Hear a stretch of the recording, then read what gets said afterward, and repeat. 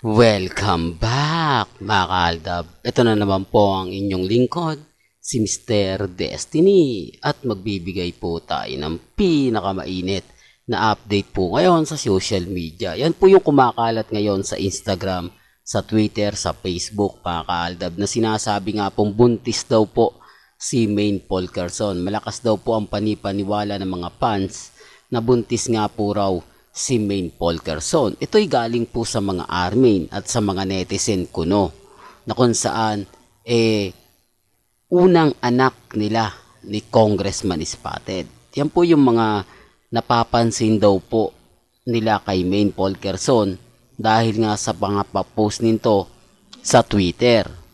Ako, mga kaaldab, sabi ko nga po sa inyo, yan ang mga galawang desperado, no? Mga galawang para lang po makakuha ng simpatya, para lang masabi na updated sila, gumagawa po ng mga issue, no? Ako, mga kaaldab, sabi ko nga po sa inyo, kapag ako nagbibigay ng update, marami nagre-react, marami nagkukomento. Di po ba? Sinabayan pa po ito ni Christopher Min. Yun ang ano dyan talaga, mga kaaldab. Sabi ko nga po sa inyo, kaya po pala siguro isa sa rason at dahilan kung bakit hindi nagpo-post si Mengay dahil din po kay Christopher Min. Pinangungunahan po nila. Gaya nga po na sinasabi natin, mga kaaldab, depende po ito sa mga nagre-react. Depende po ito sa mga nakukuha nating update. Ako, masaya po ako. Lalo na po ngayon na talaga naman pong mapapaisip po kayo.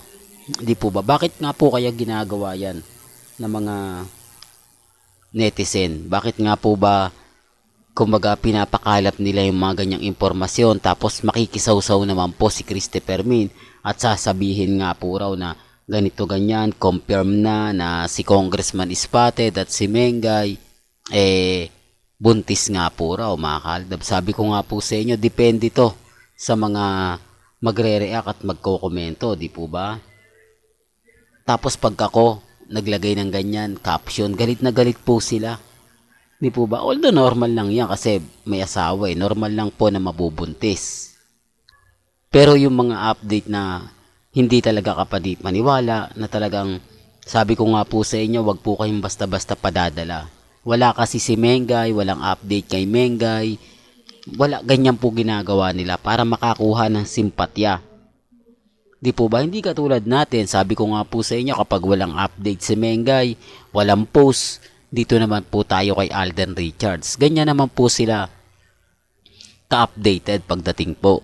Kaya nga po yung iba nagtataka, nagugulat, bakit kayang Aldab ang daming update, ang dami nila nakukuhang impormasyon, samantalang ang Armain parang itchapera na sila kay Mengay, kung anong haka-haka na lang yung lumalabas, keso buntis, kapag ka nag-post, keso ganito, keso ganon, tapos sasabayan pa ni Christopher Min na normal lang po na magbuntis, etc. etc. At syempre yung mga Armain tuwan-tuwa naman.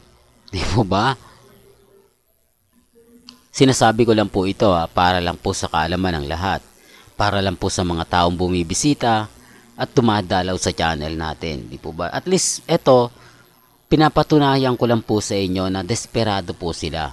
Pinapakita ko lang yung post na to hindi para ipagyabang, para ipalandakan. Sinasabi ko lang po na marami pong nakikisawsaw.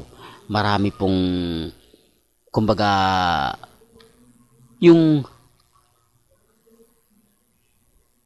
nasa dulo ng dila natin, mga kaaldab.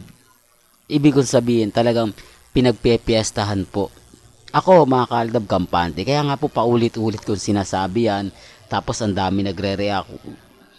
Mr. Destiny, hindi naman buntis si Mengay. Tignan mo yung kanyang katawan, sexy. Tapos nagtatalon-talon pa sa EAT. Kasi kung buntis yan, bawal na yan. Di po ba? Kaya nga po yung iba nagre-react. Ayaw po ng mga army na binabasag sila. Ayaw po ng mga main fanatics na ganun po yung nagiging komento. Kasi kapag ka-post niyan, alam nyo po ba yung mga komento rito sa post na to?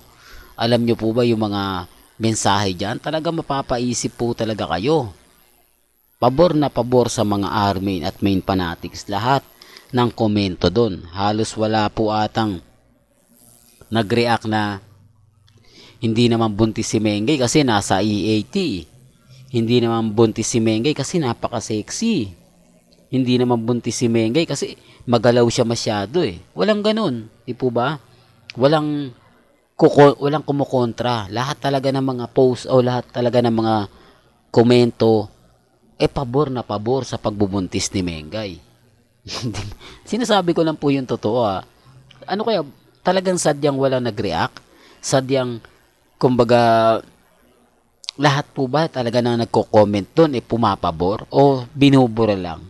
Sa bagay, website yun eh. Normal lang po na ganun talaga karami yung pupunta. Pero sabi ko nga po sa inyo, wala po bang ni isa na nakapansin, nakapagsabi na imposibleng buntis si Mengay dahil nagwo-work sa EAT? Di po ba? Yung tipong kahit papaano may magtatanong, kahit papaano may magsasabing ganito, magsasabi ng ganyan. Wala eh. Di po ba? Nakapagtataka naman po. Samantalang sa atin, katulad ko po sa akin, nagpo-post ako sa Facebook, ang daming komento. Yun nga lang po, kapag sinisingid ko si Mengay, kay Alden, ang dami na pong nagre-react. Ang dami na pong nagko-komento. Di po ba? Yung pa kayang buntis, doon pa lang isipin nyo mga kaldab, at doon pa lang mapapaisip na po kayo na parang may mali. Parang ano ata, ganito ata, ganun ata, etc. etc. Di po ba?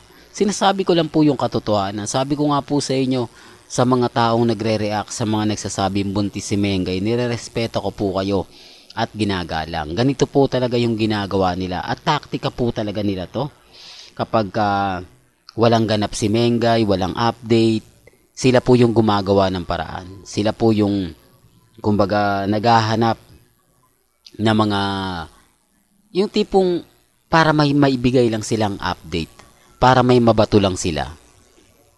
Di po ba? Yan ang mga simple pero mapapaisip din po kayo. Simple o mga ganap na talagang 101%. Sinasabi ko lang po ito para lang po sa kaalaman ng lahat.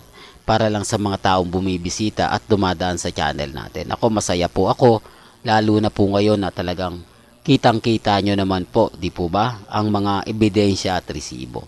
Well, hanggang dito na lang po yung updates natin ha. Kaya kung gusto nyo pa po ng pinaka-latest at sariwang update, abay dito lang po kayo tututok sa channel ni Mr. Destiny para updated po kayo sa mga bagong video po na ilalabas po natin maya-maya lang. Hanggang sa muli, salamat po sa panonood at pakikinig.